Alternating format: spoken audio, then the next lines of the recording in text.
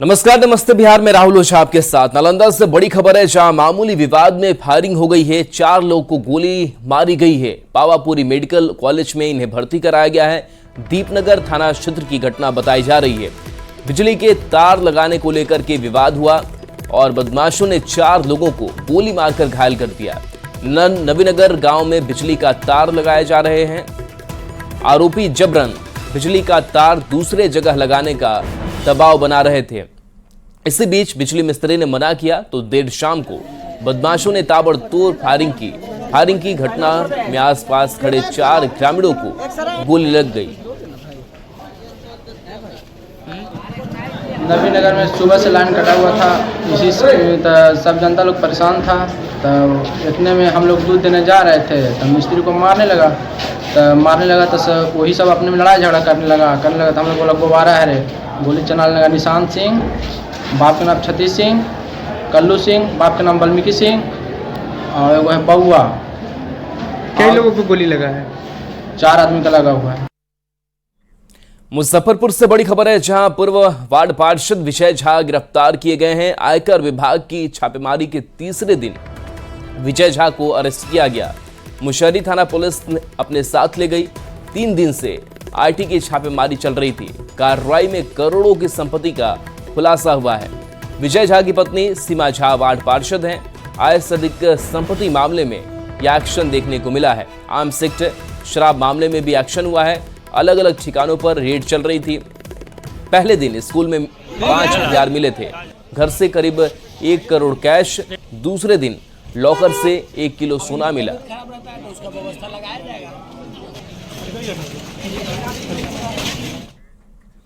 पटना में विक्रम के पास luxury car से मिले 6,22,000 रुपए के मामले में नया मोड़ आ गया है।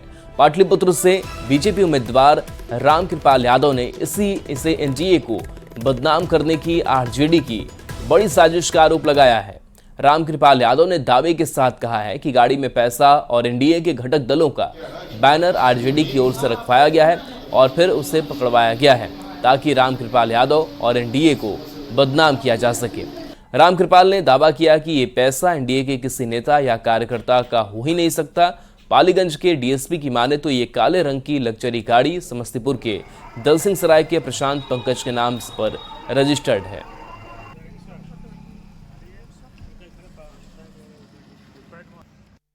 एनडीए का उम्मीदवार आपके सामने है, गरीब का बेटा है और जिंदगी अपनी पूरी निष्ठा और ईमानदारी के साथ बेदाग होकर रखा है। धर्म कुबेर नहीं है, न हमारी पार्टी है। जरूर किसी न किसी ये साजिश किया है हमारी एनडीए बदनाम करने के लिए, हमको बदनाम करने के लिए। बिल्कुल झूठा बेबुनियाद है। और मुझे जो जानकारी है 6,22,000 पकड़ाया है, चाहे कोई हो, तो हमको लगता है कि हमारा आदमी तो हो ही नहीं सकता। एनडीए का आदमी कभी नहीं हो सकता है। जबकि मीसा भारती द्वारा आरजेडी द्वारा 2 करोड़ बोला गया। अरे यार झूठी तो बोलता है लोग। झूठ बोलने के अलावा कुछ है नहीं लोग पास। झूठा प्रचार कर रहा है। किसकी साजिश हो सकती है? साजिश आरजेडी का, आरजेडी की साजिश है। 100% साजिश है। अपने लोगों को भेज करके। और आज फ्लाइंग स्क्वाड टीम विक्रम के द्वारा वाहन जांच के क्रम में अस्पुरा लक के पास से एक ब्लैक कलर फॉर्च्यूनर संख्या BR02B 0009 से 6,22,500 रुपये बरामद किया गया है। गाड़ी में राजनीतिक पार्टियों का 300 लगभग झंडा भी बरामद किया गया है। यह गाड़ी प्रशांत पंकज दलसिंह सराय समस्तीपुर की है। इनसे पूछताछ की जा रही है। पूछताछ के पश्चात आगे की कार्रवाई की जाएगी। तो पटना में कार में कैश और एनडीए के दलों का बैनर मिलने को बीजेपी नेता आरजेडी की साजिश बता रहे हैं, लेकिन आरजेडी ने पलटवार करते हुए बीजेपी पर ही चुनाव में धनबल के इस्तेमाल का आरोप लगाया है।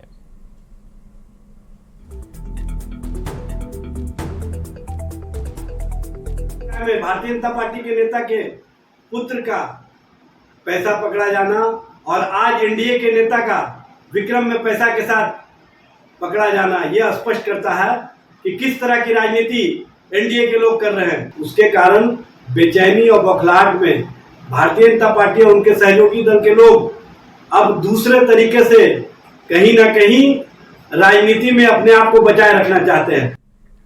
छपरा में मदरसा विस्फोट कांड की जांच जारी है और इस पर राजनीति भी सुलग गई है। बीजेपी नेता अनिल शर्मा ने इस पूरे मामले की जांच एनआईए से कराने की मांग की है। उन्होंने कहा है कि पढ़ाई के बजाय अगर शिक्षण संस्थानों में बम बनाया जाए तो यह निश्चित तौर पर राष्ट्रीय सुरक्षा का मुद्दा है।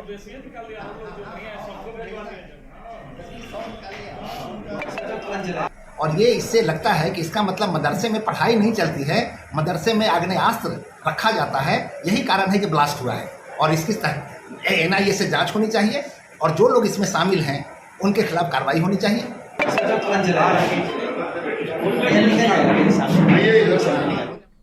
राजीव प्रताप रूडी के आरोप पर आरजेडी सांसद मनोज झा ने पलटवार किया है। मनोज झा ने कहा है कि रूडी चुनाव हार चुके हैं, ऐसे में उन्हें सभ्य तरीके से हार स्वीकार कर लेनी चाहिए। साथ ही बम विस्फोट मामले में सियासी रोटी नहीं सेकने की नसीहत दी है। बता दें कि राजीव प्रताप रूडी ने आरजेडी पर चुनाव को प्रभावित करने के लिए बम बनाने का आरोप लगाया है। रूडी जी, आप चुनाव हार चुके हैं, सभ्य तरीके से हार स्वीकार करिए। पुलिस का काम है तहकीकात करना, संज्ञान में चीजों को लेना, उस पर करना। रोटी सेकने की कोशिश करेंगे ना, रोटी जलेगी, तवा भी टूट जाएगा।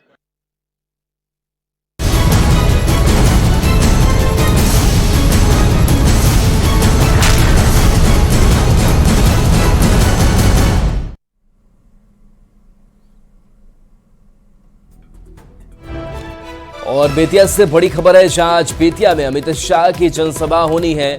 संजय जायसवाल के लिए वोट अमित शाह मांगेंगे। गृह मंत्री के कार्यक्रम की तैयारी पूरी है। कार्यक्रम को लेकर सुरक्षा भी बढ़ा दी गई है। तो आज बेतिया में गरजेंगे गृह मंत्री अमित शाह। संजय जायसवाल के लिए वोट मांगेंगे। गृह मंत्री के कार्यक्रम की तैयारी पूरी है।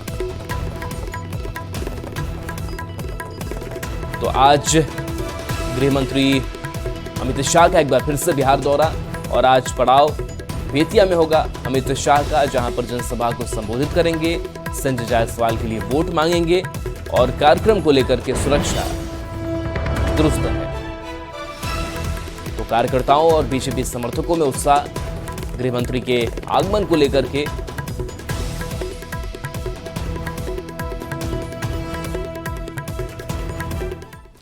प्रधानमंत्री नरेंद्र मोदी 20 मई को बिहार आ रहे हैं। पीएम मोदी 20 मई को पटना में रात्रि विश्राम करेंगे और 21 मई को 2 बड़ी रैलियों को संबोधित करेंगे। पीएम के दौरे से पहले ही सियासत तेज हो गई है। भारत माता की, भारत माता की, जय श्री राम। 20 मई को प्रधानमंत्री नरेंद्र मोदी एक बार फिर बिहार आ रहे हैं। लोकसभा चुनाव के दौरान पीएम मोदी का यह 7वां बिहार दौरा होगा। 20 मई को प्रधानमंत्री नरेंद्र मोदी पटना में रात्रि विश्राम करेंगे और उसके अगले दिन यानी कि 21 मई को प्रधानमंत्री बीजेपी के दिवंगत नेता सुशील कुमार मोदी के घर जाएंगे। उसके बाद 2 बड़ी चुनावी रैली को संबोधित करेंगे। सीवान और महाराजगंज की सीमा पर बसे गुरियाकोठी में रैली कर पीएम मोदी सीवान से जेडीयू के उम्मीदवार विजय लक्ष्मी कुशवाहा और महाराजगंज से बीजेपी के उम्मीदवार जनार्दन सिंह सिग्रीवाल के लिए वोट मांगेंगे। प्रधानमंत्री की दूसरी सभा पूर्वी चंपारण में होगी, जहां वो बीजेपी उम्मीदवार राधा मोहन सिंह के समर्थन में प्रचार करेंगे। अभी चंद दिनों पहले प्रधानमंत्री 2 दिन के बिहार दौरे पर आए थे। पीएम ने 12 मई को पटना में रोड शो और रात्रि विश्राम किया था, जबकि 13 मई को 3 जनसभा को संबोधित किया था। यही नहीं, 25 मई को फिर से पीएम नरेंद्र मोदी बिहार आने वाले हैं और पाटलिपुत्र, काराकाट और बक्सर में चुनावी सभा को संबोधित करेंगे। पीएम मोदी के लगातार हो रहे बिहार दौरे पर सियासत तेज है। आरजेडी के अध्यक्ष लालू प्रसाद का कहना है कि मोदी जी बार बार बिहार आ रहे हैं, मतलब इंडिया गठबंधन चारों तरफ जीत रहा है। मोदी जी बार बार आ रहे हैं, ये मतलब है जो खत्म हो गए हैं। बीजेपी के लिए बिहार हिंदी पट्टी के राज्यों में सबसे अहम बना हुआ है। ये इस बात से समझ सकते हैं कि 20 मई को होने वाला पीएम मोदी का बिहार दौरा लोकसभा चुनाव के दौरान 7वां बिहार दौरा होगा। Bureau report, news 18। मुजफ्फरपुर में चुनाव प्रचार के आखिरी दिन डिप्टी सीएम सम्राट चौधरी और केंद्रीय मंत्री गिरिराज सिंह ने रोड शो किया। रोड शो में मुस्लिम युवाओं में भी उत्साह देखने को मिला। माथे पर नमाजी टोपी पहनकर और हाथ में बीजेपी का झंडा लेकर मुस्लिम युवा नरेंद्र मोदी जिंदाबाद के नारे लगाते दिखे। मुस्लिम युवाओं से बात की न्यूज़ 18 संवाददाता प्रियांक सौरभ ने। मुजफ्फरपुर में चुनाव प्रचार का आज आखिरी दिन है और ऐसे में आखिरी दिन डिप्टी सीएम सम्राट चौधरी, केंद्रीय मंत्री गिरिराज सिंह रोड शो करेंगे। लेकिन उससे पहले एक खास तस्वीर मुजफ्फरपुर में देखने को मिल रही है, जहां मुस्लिम समाज के लोग जो है वह बीजेपी का झंडा लेकर नरेंद्र मोदी जिंदाबाद के नारे लगा रहे हैं। देखेंगे तमाम लोग जो है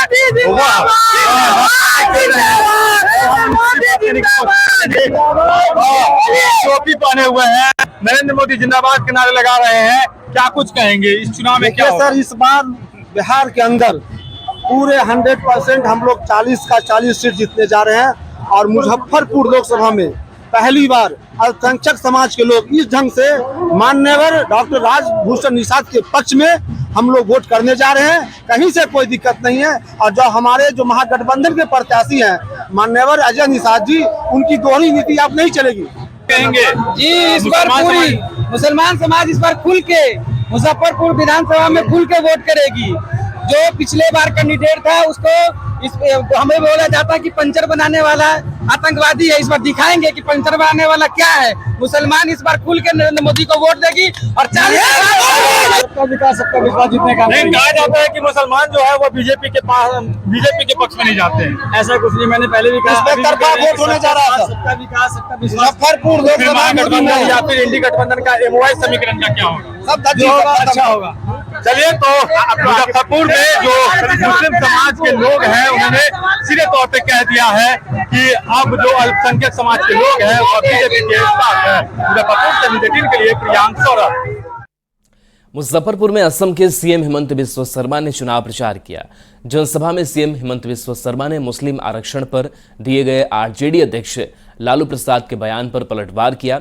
उन्होंने कहा कि लालू प्रसाद मुसलमान को आरक्षण देना चाहते हैं, लेकिन ये नया भारत है, यहाँ मुसलमान को आरक्षण नहीं मिलेगा। अगर इतना ही वह हमदर्द बनते हैं तो अपने दोनों बेटों को लेकर पाकिस्तान चले जाएं। ये लालू बोलते हैं कि हमें मुसलमान को रिजर्वेशन देना है। मैं लालू यादव को बोलता हूँ, ये नया भारत है। अब भारत में मुसलमान को रिजर्वेशन नहीं दे सकता। अगर इतना अपना शौक है मुसलमान को रिजर्वेशन देना, दोनों बेटाओं को लेके पाकिस्तान चला जाओ, उधर में ही रिजर्वेशन दे दो, भारत में रिजर्वेशन होगा नहीं। काराकाट लोकसभा सीट से एनडीए उम्मीदवार उपेंद्र कुशवाहा ने लालू प्रसाद पर बड़ी साजिश का आरोप लगाया है।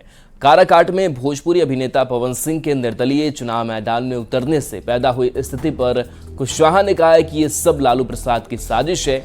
उन्होंने आरोप लगाया है कि लालू प्रसाद शुरू से ही उनके रास्ते में कांटे बोते रहे हैं।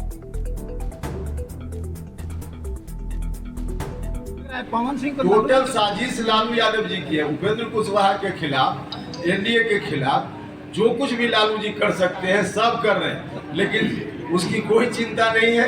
आराम से लोग समझ रहे हैं सारी चीजों को कि लालू जी ऐसा क्यों कर रहे हैं, इससे किसका फायदा हो सकता है, किसका नुकसान हो सकता है, यह लोग समझ रहे हैं। जेडीयू के राज्यसभा सांसद संजय झा ने कांग्रेस पर निशाना साधा। संजय झा ने कहा कि बिहार में कांग्रेस लड़ाई में है ही नहीं, ये परिवारवाद पर चलने वाली पार्टी है। 4 जून को इनके परिवारवाद पर ताला लगने वाला है। कांग्रेस और कहीं नहीं लड़ रही है। बिहार में आज तक आपने उस गठबंधन के किसी नेता को आते हुए देखा है? इसका 4 फेज का चुनाव हो गया, अब 5वां फेज का चुनाव 2 दिन के बाद है। 5 फेज में आपको कहीं कोई नेता दिखाई पड़ा गठबंधन का जो आके प्रचार कर रहा है? न पब्लिक में कोई डिमांड है और उनको भी पता है क्या रिजल्ट होने वाला है। आप सोच लीजिए ना, परिवारवाद की पराकाष्ठा है। रायबरेली वहाँ के लोगों का है कि आप जनरेशन में शिफ्ट करेंगे तो राजा महाराजा का न होता था भाई कि मेरा अब हो गया, अब मेरा बेटा जो है इसको देखेगा, फिर उसके बाद उसका पोता उसको देखेगा। तो कांग्रेस पार्टी जो खत्म हुई है इसी परिवारवाद की वजह से, और इस 4 तारीख को पूरा ताला लगने वाला है। शिवहर जिले के लालगढ़ में ब्राह्मण समाज ने एनडीए उम्मीदवार लवली आनंद का स्वागत किया। एक कार्यक्रम में जेडीयू उम्मीदवार लवली आनंद को सिक्के से तोला गया।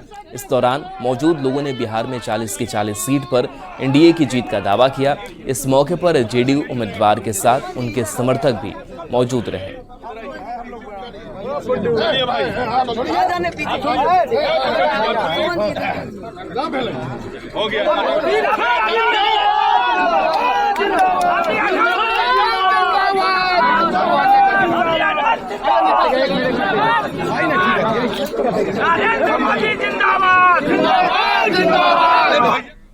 और चलिए ब्रेक का वक्त हो चला है, जल्द वापस आते हैं।